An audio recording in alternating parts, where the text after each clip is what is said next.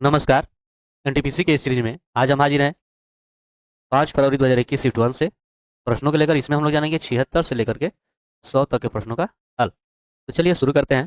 पहला सवाल है, किस भारतीय संगठन द्वारा सूर्य के प्रकाश से ईंधन के निर्माण हेतु एक कृत्रिम पत्ता विकसित किया गया था? तो वो है CSIR। ठीक है। चलिए अगला है, माउंट गार्डविन ऑस्टिन की ऊंचाई मीटर है तो 8611 मीटर। ठीक है, ये भारत की सबसे ऊंची चोटी है। ठीक। अगला है, निम्नलिखित में से किसका उपयोग जल के शुद्धिकरण के लिए किया जा सकता है? तो है फिटकिरी। ठीक है, जिसे पोटासिलम भी कहा जाता है। पद्म विभूषण से सम्मानित की जाने वाली प्रथम भारतीय भरतनाट्यम नर्तकी का नाम बताइए। तो है सोनल मानसिंह। ठीक है, ये भारतीय शास्त्रीय नृत्यांगना भरतनाट्यम और ओडिसी नृत्य शैली के क्या है? गुरु है। और इन्हें जो है 2003 में 2003 में जो है पद्म विभूषण से सम्मानित किया गया था। ठीक ना। एक लड़के ने अपनी बहन से कहा कि मेरी बहनों की संख्या मेरे भाइयों की संख्या की दुगनी है।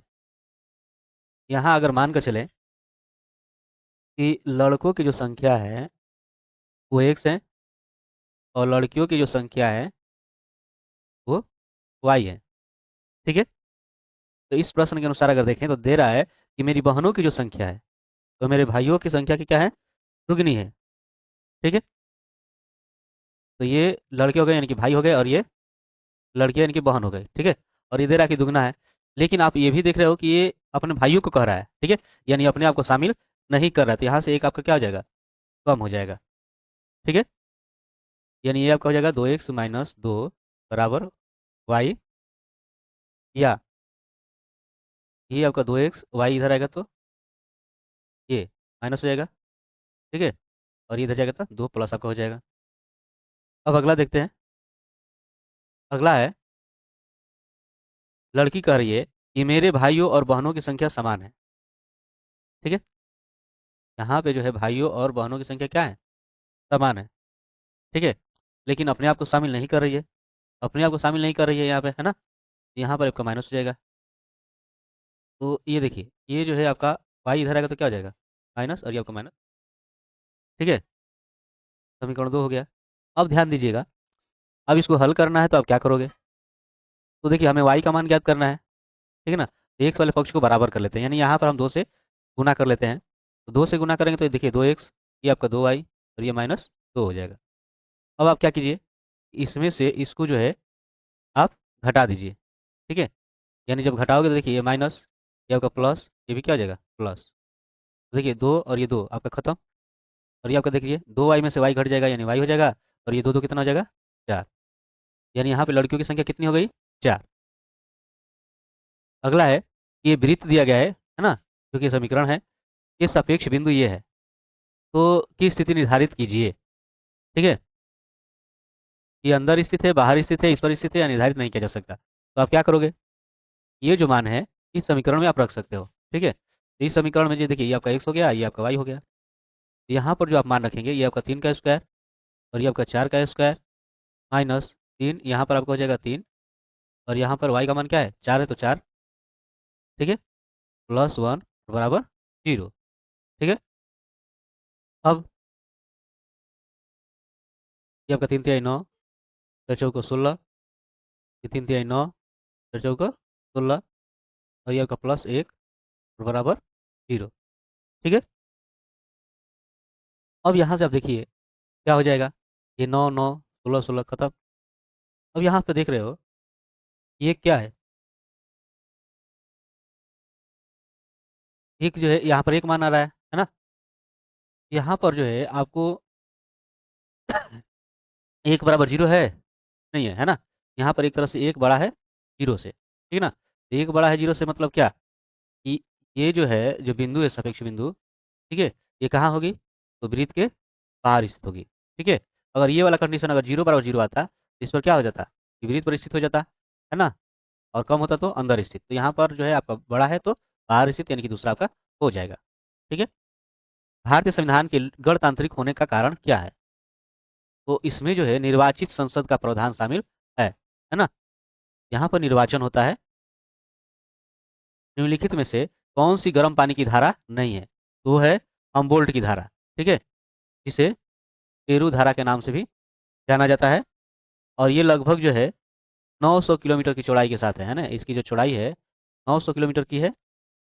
और ये ठंडे पानी की धारा है।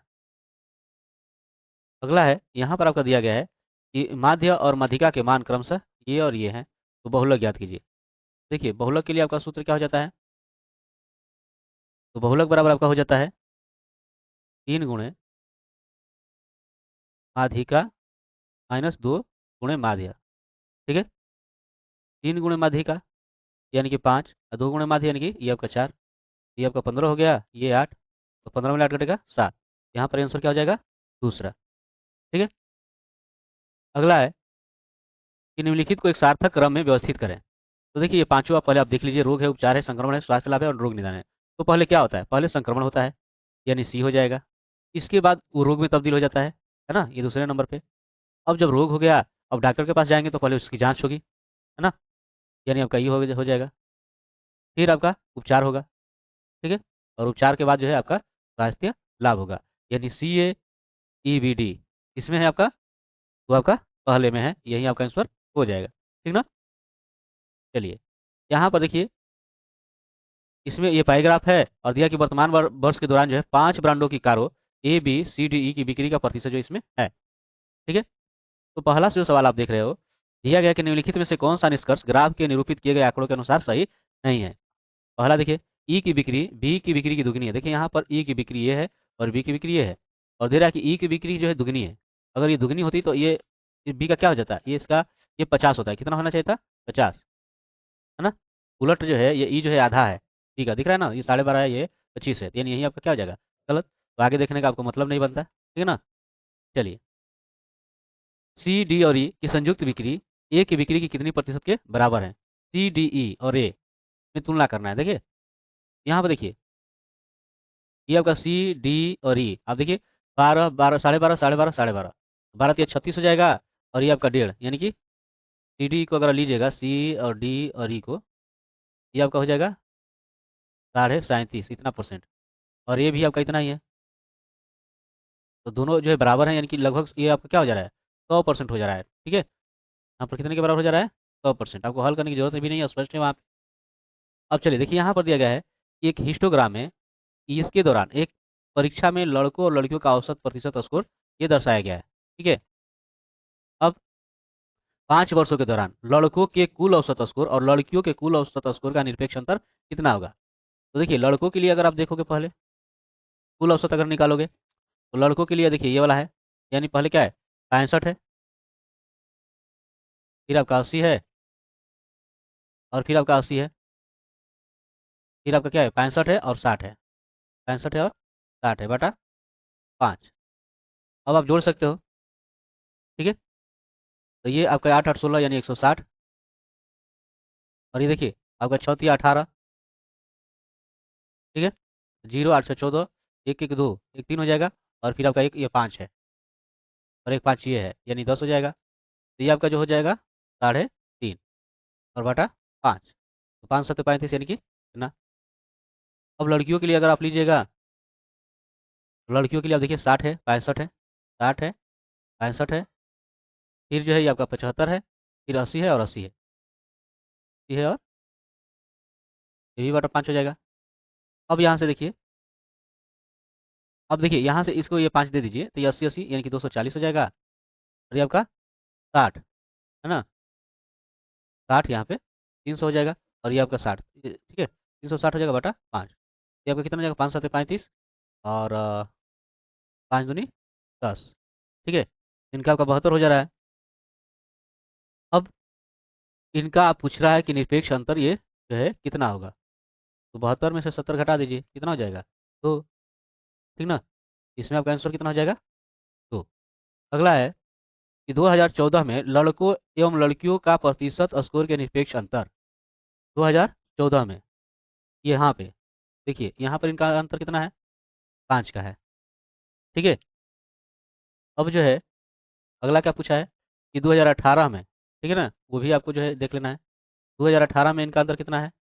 आपको हो जाएगा 20। ठीक है। अब क्या पूछा है कि उनका अनुपात, 2014 वाला कितना था? 5 था, और ये वाला था 20। ठीक ना? यानी कितना हो जाएगा? 1/4।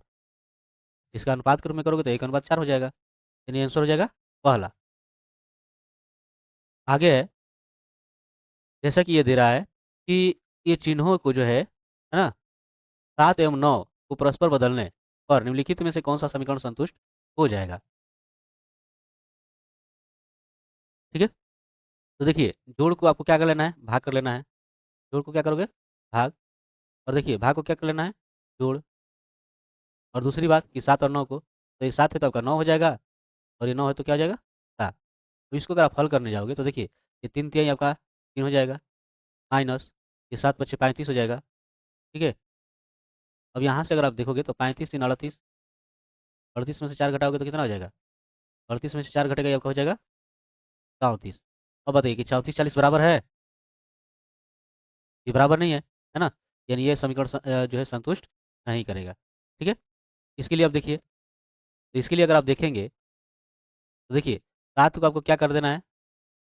7 को 9, ये माइनस रहेगा 3, और देखिए गुणा तो आपका रहेगा रहेगा, 4 रहेगा ही। आपको भाग को क्या कर देना है? जोड़ कर देना है। ठीक है। और ये 9 को क्या कर देना है? 7। ठीक है। और ये आपका जोड़ है, जोड़ को क्या कर देना है? भाग कर देना है। यहाँ पर आपका क्या है? 3। अब यहाँ से आप हल करने जाओगे तो क्या होगा? तो सबसे पहले ये भाग अगर करोगे, देखिए देखिए आपका ये क्या हो जाएगा? 7/3 हो जाना है। ठीक है। और ये 3 × 4 = 12, ये 12, ये 7/, तो गुत्ता का 3 हो जाएगा, 3 और 27। ठीक है। और ये आपका 12 × 3 = 36, ये आपका 7। देखिए 36, ये कितना हो जाएगा? -9 हो जाएगा, और +2 कितना हो जाएगा? -9 और +2, -2/3। ये बराबर है इसके? नहीं है। यानी ये भी आपका नहीं होगा, है ना? अगला ये वाला में देखिए, उसी तरह जो है 7 को आप 9 कर लीजिए। ठीक है। और ये 9 को 7 कर लीजिए। अब ये जोड़ को आपको भाग कर लेना है, और भाग को जो है आपको क्या करना है? जोड़ कर देना है। तो देखिए क्या होता है,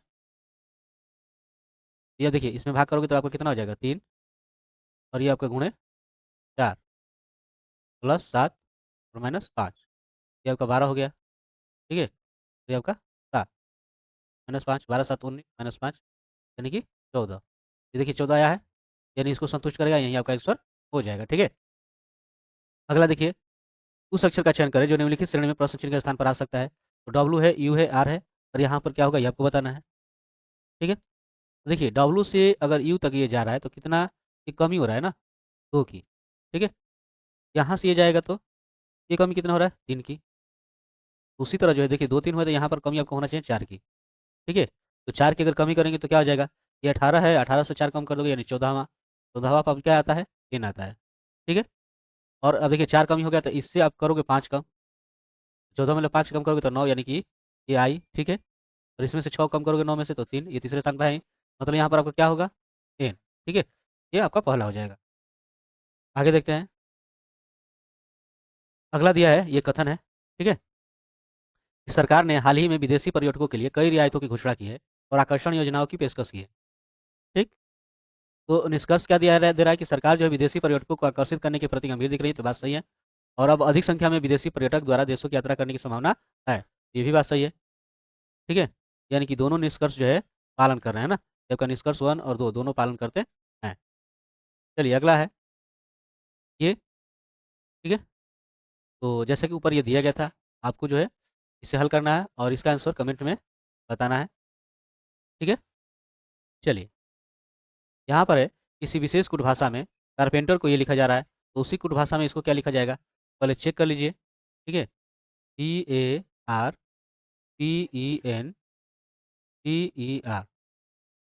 अब देखो इनको क्या लिखा जा रहा है? ये आपका APECNRE।